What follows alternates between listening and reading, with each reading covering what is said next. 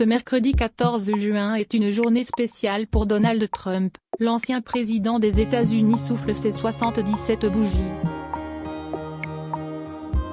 Reclus dans sa fastueuse résidence de Mar-a-Lago, à Palm Beach, en Floride, depuis qu'il a quitté la Maison-Blanche en janvier 2021, l'ex-dirigeant y fête probablement son anniversaire, organisant sûrement une soirée en son honneur, avec sa femme Melania, leur fils Baron, ses deux autres fils Donald Jr. et Eric, ses filles Ivanka et Tiffany et ses 9 petits-enfants.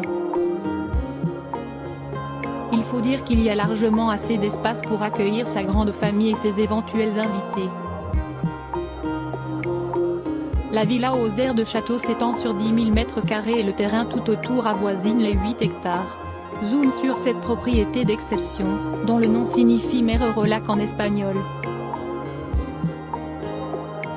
D'après les informations de Paris Match, la construction de la propriété est achevée en 1927, à la demande de Marjorie Merriweather Post, héritière d'un puissant céréalier.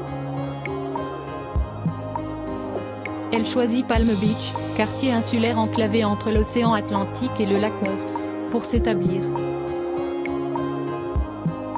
C'est là que vivent la plupart des milliardaires américains, souvent issus de la WASP, anglo-saxons blancs et protestants, héritiers fortunés aux bras longs, qui font la pluie et le beau temps sur les affaires du pays.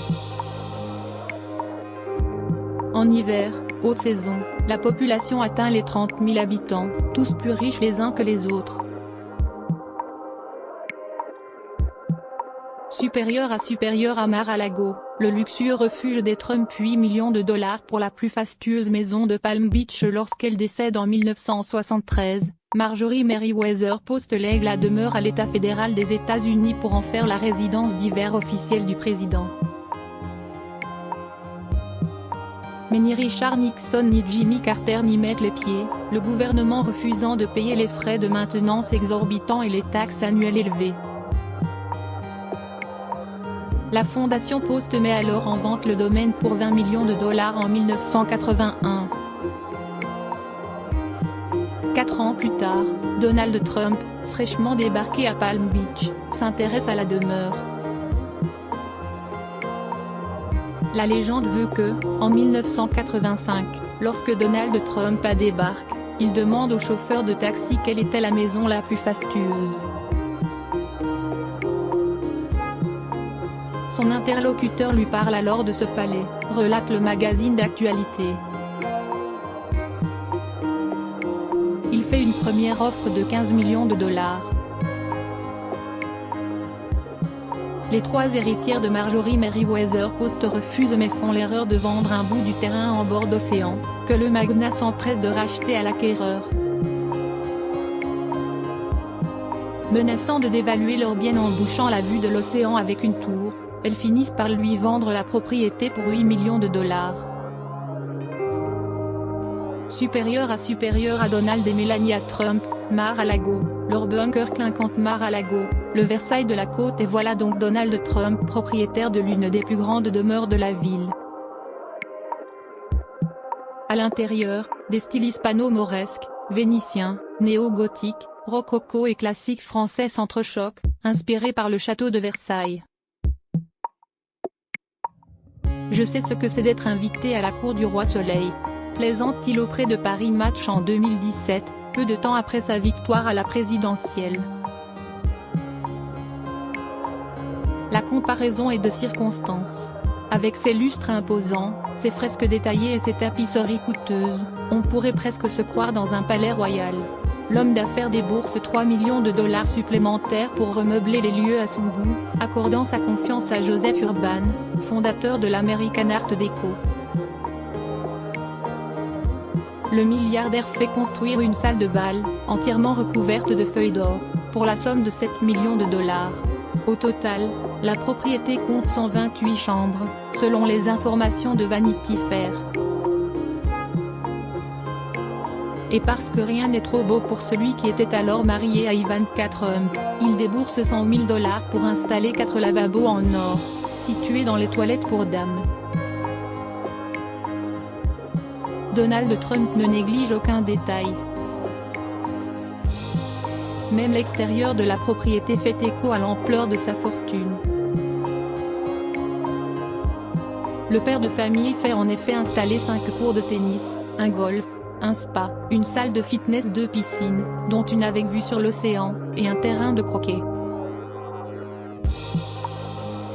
Mar-a-Lago dispose d'un accès facilité à la plage qui se trouve juste en face. Marbre rare, faïences précieuses, et autres tapis hors de prix se côtoient ainsi du côté du patio et des autres installations extérieures, décrit Vanity Fair.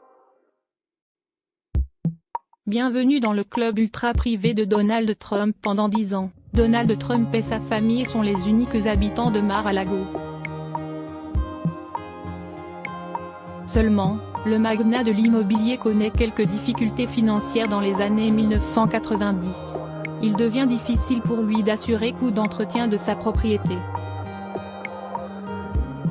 Le futur président tente de subdiviser le domaine en plusieurs lots, sans succès. C'est finalement le frère avocat de l'homme d'affaires Richard Rampel, qui souffle une idée juteuse à l'entrepreneur en 1995, et s'il transformait sa demeure en club privé? Le coup de génie fonctionne et le Mar-a-Lago Club, ainsi nommé, attire rapidement tous les milliardaires délaissés par les autres clubs WASP, sans distinction de religion ou d'origine. Seul le compte en banque et les relations font loi, précise Paris Match.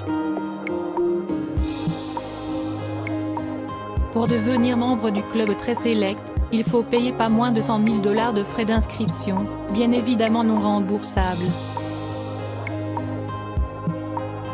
Ajoutez à cette somme faramineuse une taxe annuelle de 14 000 $ et un minimum de 2 000 $ pour pouvoir dîner à l'année au sein du club. Lorsque Donald Trump est élu président des États-Unis en 2017, les frais d'inscription doublent, passant à 200 000 $ annuels. Le site officiel de Mar-a-Lago justifie de tels montants par l'obtention du 6-Star Diamond Award, un prix prestigieux qui équivaut à notre relais et château.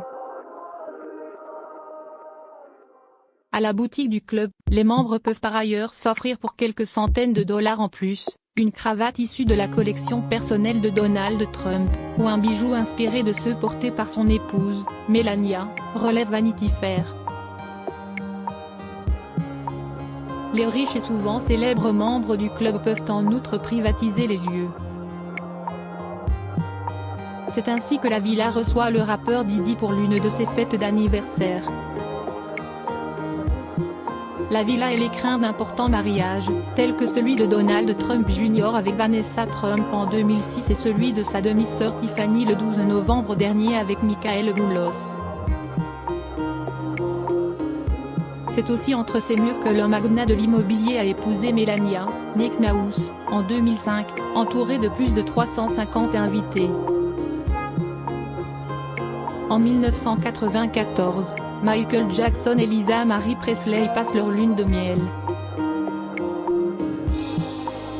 Voisin de la propriété, l'agresseur sexuel Jeffrey Epstein y a également ses entrées durant plusieurs années, avant d'être viré du club par Donald Trump lui-même pour avoir frappé la fille adolescente d'un autre membre, d'après ce que rapporte Town & Country en janvier dernier. Un endroit morose depuis le retour de Donald Trump. Depuis que Donald Trump a quitté la présidence et la Maison Blanche, Mar-a-Lago revêt des airs de cage dorée pour le rival de Joe Biden et sa famille. Le temps où la somptueuse villa floridienne, surnommée la Maison Blanche d'hiver, Donald Trump y passait 3 semaines par an lors de son mandat, accueillait des chefs d'État étrangers est aujourd'hui bien loin. D'après ce que Laurence Léamé, historienne et auteure de Mar-a-Lago, Inside the Gates of Power at Donald Trump's Presidential Palace, indique à MSNBC, Mar-a-Lago serait même devenu un endroit morose depuis le retour du couple politique. Une atmosphère alourdie l'été dernier par une perquisition du FBI au sein de la résidence. L'ancien président était soupçonné d'avoir emporté et dissimulé à Mar-a-Lago des documents confidentiels lors de son départ de la Maison Blanche. Les services secrets se sont donc introduits dans la propriété dans la nuit du 8 août 2022, à la recherche de ces papiers classifiés. Malgré cette déculottée, c'est bien dans son fief de Floride que Donald Trump prépare sa revanche pour 2024. J'annonce ma candidature à l'élection présidentielle, a-t-il officiellement annoncé en novembre dernier depuis la luxueuse grande salle de réception de sa villa. Crédit photo, Bac Gris du SA.